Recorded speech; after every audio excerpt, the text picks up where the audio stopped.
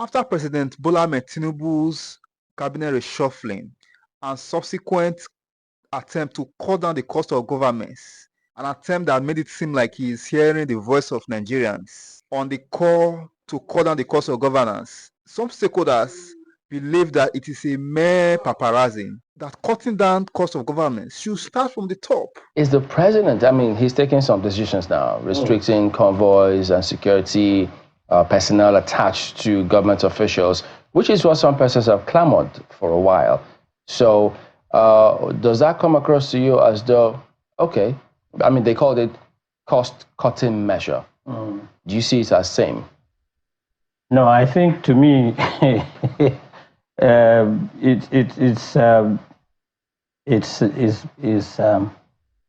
it's not far enough. It has not gone deep enough. It is merely symbolic. They do not necessarily address the core issues that bedevil the economy, that we are in a crisis situation. Look, I just read a report that the Nigerian economy, is going through, the cost of living crisis that we're experiencing today. We've not seen it in the last 30 years. 30 years.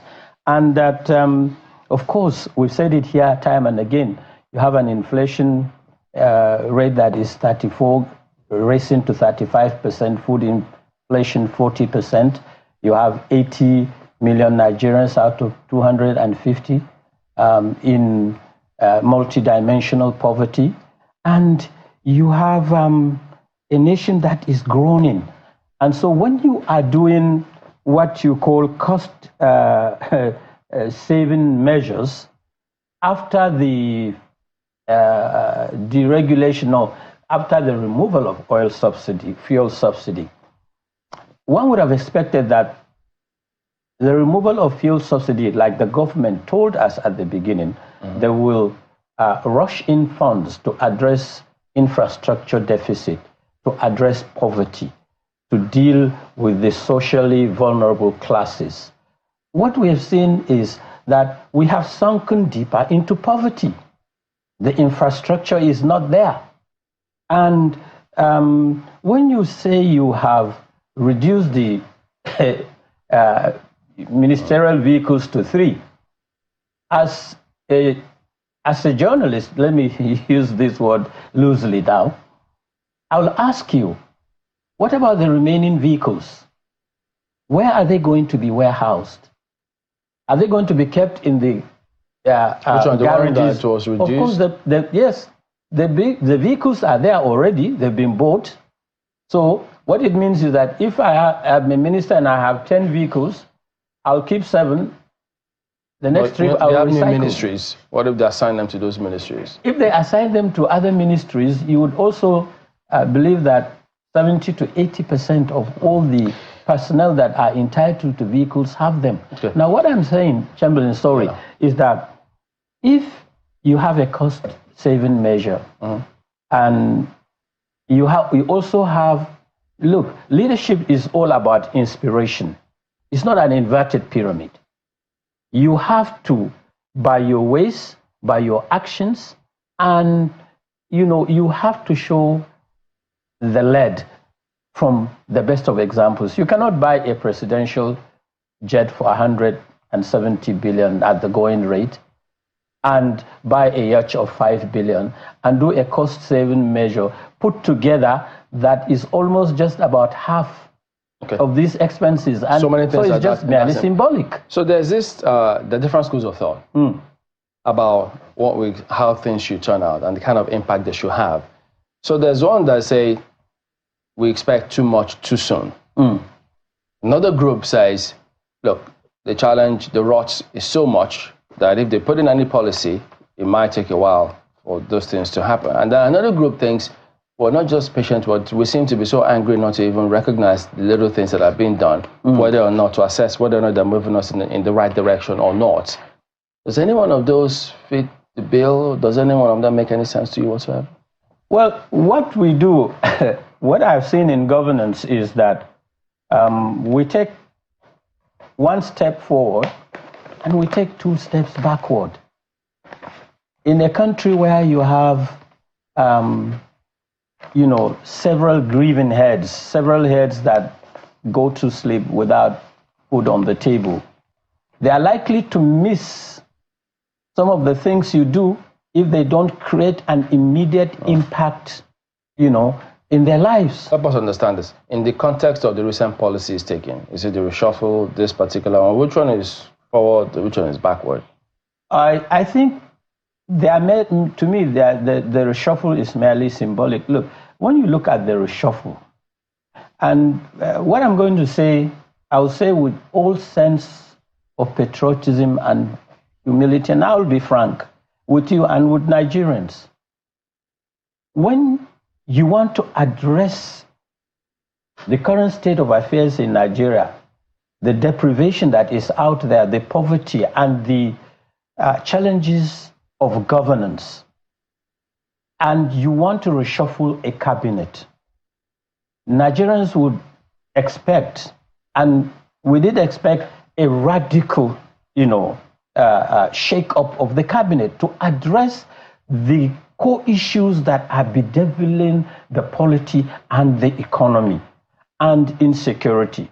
Look, I would tell you that, yesterday we had a conversation with a group of friends, and I told them, I said, look, what do you expect Tinubu, for instance, to do more to Nigerians in terms of security, especially in the north?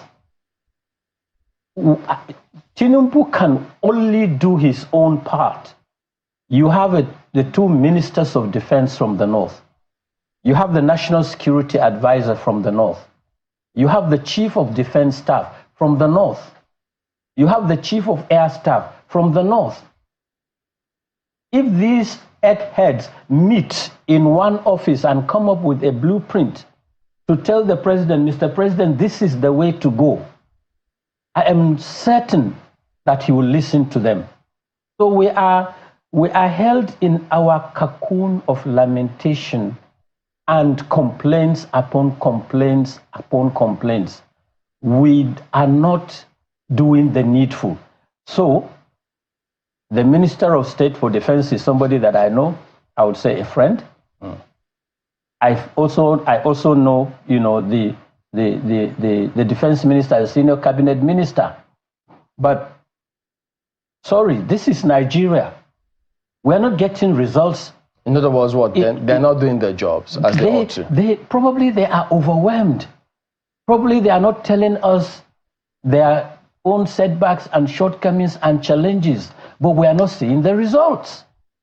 So one would have expected that, in a cabinet reshuffle, not necessarily remove them, but take them into other areas of the cabinet where they will perform and bring core professionals that are knowledgeable in security and defense matters to take charge, because people are dying. And we cannot just keep quiet when people are dying and pretend that things are well. And the other time they killed Sabubu in Sokoto, everybody was celebrating, and we thought there was going to be a momentum in dealing with insecurity situation. All of a sudden, they have regrouped, they have run away from Sokoto to Zamfara, Kebbi, and parts of Katsina, and they are now unleashing mayhem and murder. So we are not getting results. It is not about the 2 ministers. It is about a system that I have seen that is almost short-circuited, almost self-inflicted with inefficiency. So we have to address these issues and address them soon. That is why, we keep complaining at the League of Northern Democrats, if I would say, on the issues that are clearly damaging the integrity, the economy, and the security of the North. We need people out there that are quality minds, people that have energy, they have verve and gusto. Do you think that this is more about communication? You know, because they tell us oftentimes that security is everybody's business. But let me go back to the president. And yes, you can put that question on the one hand, whether you think that this is about communication. Because you just mentioned people with verve, people with gusto. And people, usually those kinds of people communicate more. But let me circle back to the initial question around the president's attempt to limit the convoy of ministers to 3 vehicles. It's not his first attempt to try and cut the cost of governance. Sometime in August last year, we also saw that he came up with measures to reduce the number of people traveling with either himself, his vice president, or even ministers, as the case might be. But it's not clear whether those measures are being followed. Whether only 20 people travel with the president when he leaves the country, whether only 5 people go with the VP when he leaves the country. There have been questions as to monitoring. If the ministers go with 5 vehicles instead of 3, who is to say, oh, minister, you are flouting the president's orders? And then now we've been told that the paramilitary agencies or the military agencies are also to determine by themselves how many vehicles they should have. And then if those ones argue that, well, it wasn't just my vehicle, I had other people who were going with me, for instance, as I mean, you have worked with the governor before, and sometimes know how these things work. Commissioners might travel with the governor and might make the governor's convoy look long. So if those kinds of arguments come up, I mean, how are we to say that indeed the ministers are following the governor, following the president's orders, or are flouting it? I mean, is there any way to really measure this? Well, first of all, I want to believe that the president has done that with the best of intentions, all right? But then you are in a system that has over the years run, for want of a better expression, on the wheels of, is it corruption and so on. So there may be 3 official vehicles. The minister can tell you he has 3 more personal vehicles that he is fueling them with his own money. So we are not, in my opinion, about to see any drastic change in the chain of convoys that ministers have. And if you want to fact check it, how many ministers can you do at a given point?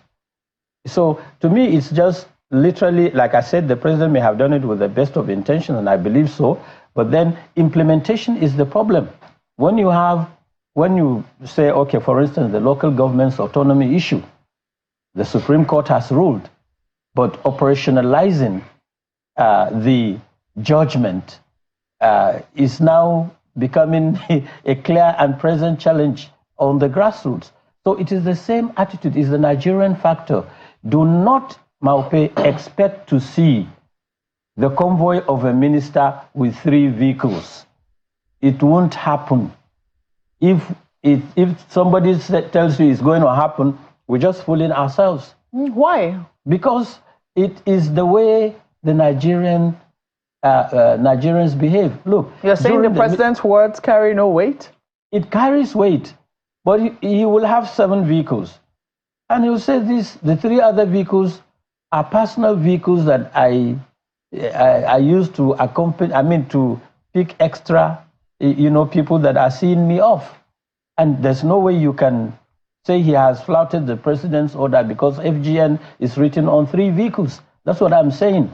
Now, if you want to be holistic on this issue, go back to the days of the military. I can remember when, at a time, the head of state said all ministers, all governors will ride a Peugeot 505 Series 2000. And it was followed.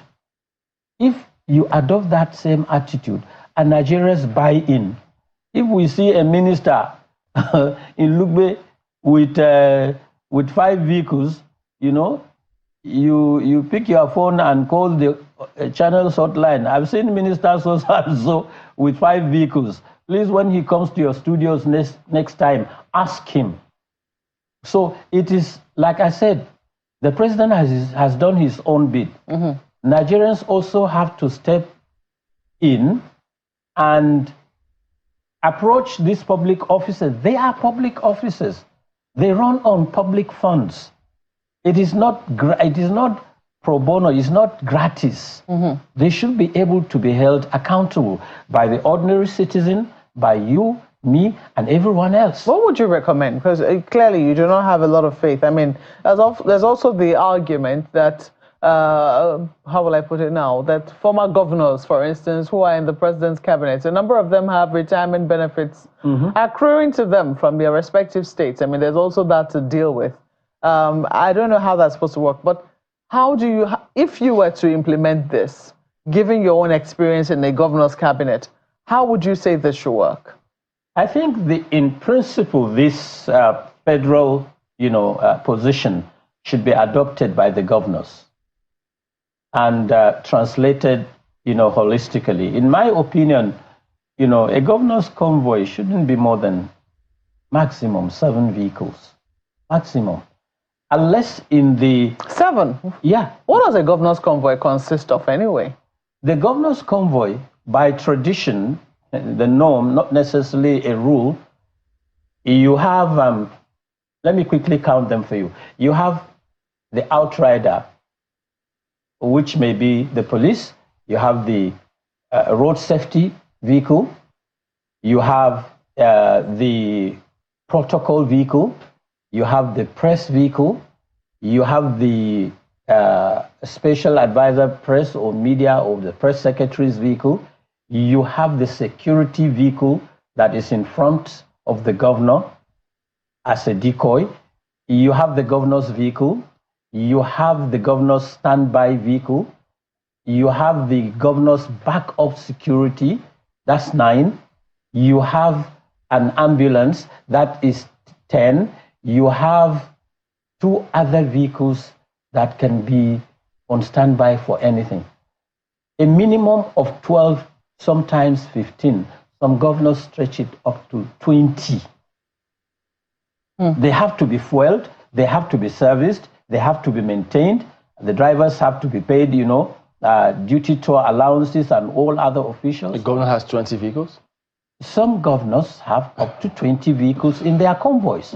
This is not any, it's not news. You've been asking about states all the while, so perhaps this will make him ask more in terms of what the state governors have got to do. They have to adopt, it's all cost-saving measures, because at the end of the day, it adds up, some of these expenses.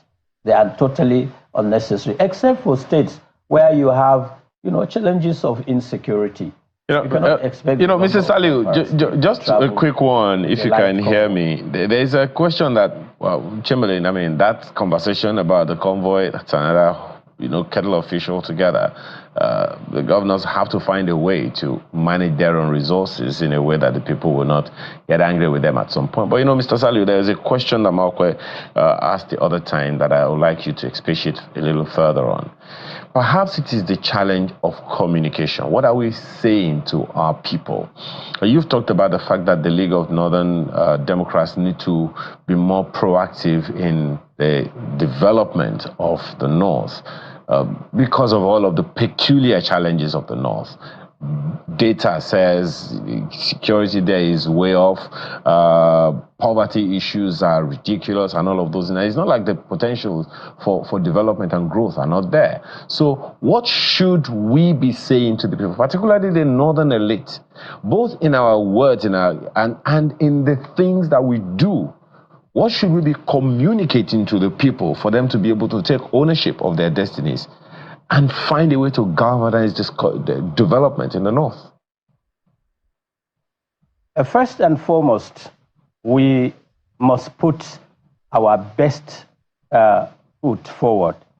We must, in political or leadership recruitment, we must get the best professionals on board, technocrats, and those that have not only proven integrity, but have excelled to be in position of leadership. When you have garbage in, you have garbage out. I've always maintained that when you go to Lagos and you come up north, You see Nigeria literally as one country with two systems. There you're talking about a state that is doing, light rail, has gone ahead to develop. Have you been to Banana Island of recent, or have you crossed, Osborne Road going to Oniru, the new bridge and what have you? Have you seen how Lagos has been transformed into literally a mega city? Can you say that of Kaduna? Can you say that of Kano or Jos or Maiduguri or Yola or Bauchi or Sokoto? The issues you have just raised now, my apologies, Mr. Salihu, the issues you have just raised, that there are a lot more to do with the elite. The issues that the elite themselves should be addressing directly, and not the people. So what are we saying to the people via our actions and our daily living for them to know that, look, we're all one? We have, first and foremost, we must be altruistic. We must be seen to interface with the general public in the North, to educate them on the imperatives of, patriotism, on the necessity to have quality leadership, on the need to have a political leadership that will deliver. But as elites, we also must lead by examples. We must ensure that we are not displaying obscene and provocative opulence in times of poverty and and deprivation. So the elites in the North must regroup, must do an analysis, as we have done in the League of Northern Democrats, of the critical impediments to growth in the society, out of school children in education, good governance, political recruitment, and ensure that quality, quantity, and variety obtains in leadership by example, and ensure that, sorry, Kai, let me land on this, and ensure that when you are electing officers or when you are appointing officers, recruit the best from amongst us that can deliver. Now, so how will this conversation... how will this conversation happen? There is it's a former governor of somewhere in the north, I'm not sure whether it was Kaduna, has said that at some point the governors stopped collaborating. And we have talked countless times about collaboration here. The northern governors need to have conversations about collaboration. What do you make of that? Do you see that collaboration happening? What are the impediments to collaboration for the development of the North? Because I believe with all my heart that the North has everything it takes to develop itself. We've had it before.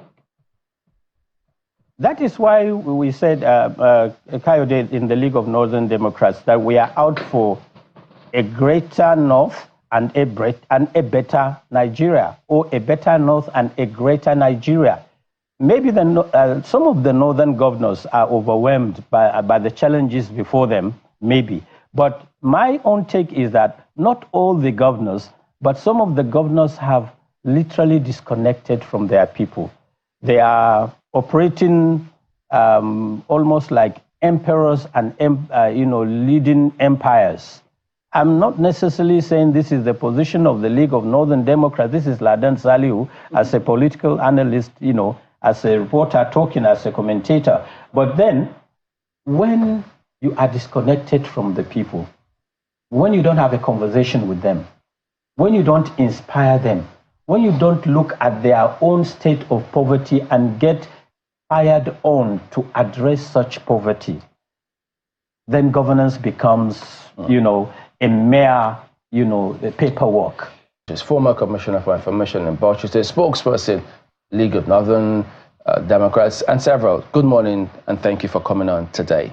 Nice being with you, Ape and Chamberlain. Well, it turned out the last time we had you here, you had just thankfully come off a fire incident. Yes. Unfortunately, at least, scale through that one. Today, again, we had this unfortunate scenario that just happened in Port Harcourt, and I know it's all over the place, but what's going through your mind about all of that, though? They say, yes, accidents do happen, but how does this one strike you? Chamberlain, we are in a moment of national grief and, of this very monumental, tragic event. It's a moment of, if you would like, melancholy. It's not something any nation should go through. Coming after the horrific, tragic, tanker incident in Jigawa, in Majia, and now this very, horrific incident, in Port Harcourt, it tells you that, first of all, commiserations to the families of the deceased, and as a nation we mourn, and these gentlemen on the helicopter, on board the helicopter, I think died in active service, and we pray that the families will have the fortitude to bear the loss. Having said that, I am worried. It would appear as if, as a nation, going forward, we should have, a timeline, and we should be seen to, work within the best global practices of accident management, incident management, and, proactive and engaging approach even after such tragic events. For instance, in my opinion, I'm not an expert, but the public should always be on the same page with the authorities, the safety, management experts, and the people in government, various, players in the safety and transportation management chain, in the aviation management chain, so that when such an incident happens, look, we've had several crashes in Nigeria, very tragic. And, the information out there appears to be insufficient in a way that will give, a kind of, arrest future developments. Are the checks on our aircraft complete? Are the safety measures being adhered to 100%? 99.9% is not enough, because you're talking about lives. But all that, considered, I want to believe that, all the authorities concerned will collaborate, will engage each other, and rescue the three remaining, identify the three remaining people on board that are missing. Hopefully they will be alive. And then going forward, we should be very, very diligent in managing such situations. Speaking about that, being diligent, it comes across as though both on land, sea, and air, when accidents happen, yes, you have agencies that are supposed to look into it. Now, assuming they do and come up with their reports, we don't, I'm not sure, maybe tell me if I'm missing something. I'm not sure I actually see us being diligent and being thoughtful, in the sense that we'll learn from those incidents and then change a thing or two. On the roads, for instance, if accidents happen on the road, you see people run into culverts. But you still see, even tomorrow, they put this very solid brick stone on the roads there, which you can crash into it. And when you crash into that kind of, of course, you know the kind of consequences. The same thing we see with the airports. So am I missing something here? Because it doesn't look as if we're critically thinking about safety across board. I think we are kind of boxed into old traditions of doing things. My attitude to it is that, look, first of all, try as much as possible to take care of the human element on your own part, to ensure that, you put all the instruments, all the policy, approaches, in place and then follow them scrupulously to ensure that they are being adhered to. Like you said, you're driving on Nigerian highways.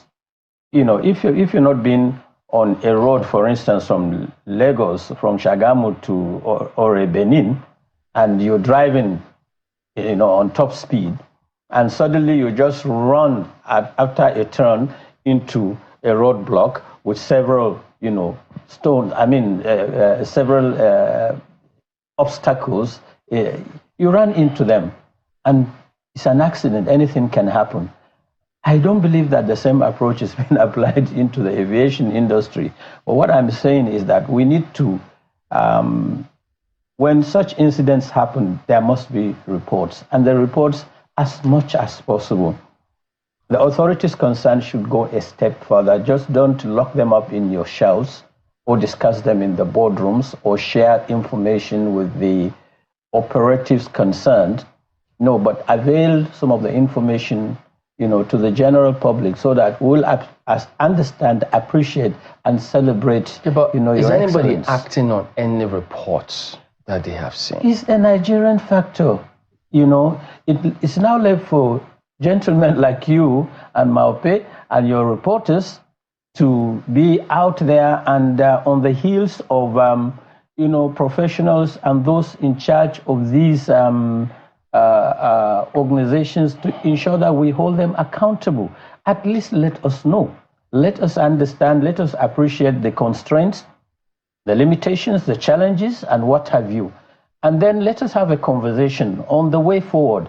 There may be experts out there who may not necessarily be within the system that will come up with options for you that you can put on the table and say, okay, I think Mr. X, Y, and Z are saying this and this and that. Shall we gentlemen consider?